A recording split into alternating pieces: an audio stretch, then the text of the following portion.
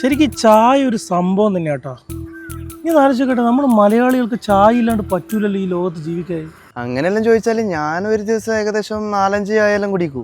നമ്മൾ കള്ളു കുടിയും സിഗരറ്റ് വലിയ പോലെ തന്നെ നമ്മൾ അഡിക്റ്റഡാണ് ചായക്ക്. അപ്പൊ നിങ്ങളെന്നാ പറയുന്നത് ചായ ഒരു ലഹരിയാണ്? ഓഫ് കോഴ്സ് ചായ ഒരു ലഹരിയാണ്. പുതിയ പുതിയ സൗഹൃദങ്ങൾ ഉണ്ടാകുന്നത് ചായ എന്നാണ്. പുതിയ പുതിയ പ്രണയങ്ങൾ ഉണ്ടാകുന്ന ചായ എന്നാണ്. കഥ എഴുതാനിരിക്കുന്ന ആൾക്ക് ഐഡിയ കൊടുക്കുന്നത് ചായയാണ്. ആ ശരിയാണ്. എനക്കല്ല ഈ കക്കൂസ് പോണേക്ക് ചായ വേണം.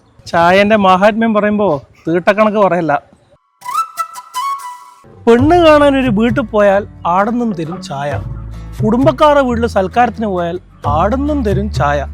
നിന്നെപ്പോലത്തെ തെണ്ടികളെ കൂട്ടി പുറത്തു പോയാൽ നിങ്ങളും ചോദിക്കും ചായ. ഈ ഒരു ചായക്ക് 12 റുപ്യുണ്ട്. ഈ നാട്ടിൽ ലക്ഷക്കണക്കിന് ചായ വെക്കുന്നുണ്ട്. ചായ ഒരു വേൾഡ് ക്ലാസ് ബിസിനസ്സാടാ. സ്നേഹത്തിന്റെ ഒരു പ്രതീകമാണല്ലോ ഈ ചായ. അത് മാത്രല്ലടാ, സ്നേഹം കാണിക്കാനുള്ള പ്രതീകം കൂടിയാ. അതുകൊണ്ട് ഈ ചായന്റെ പൈസ നീ കൊടുക്ക്. കള്ളപ്പം മധുരം കുറച്ചൊരു ചായ.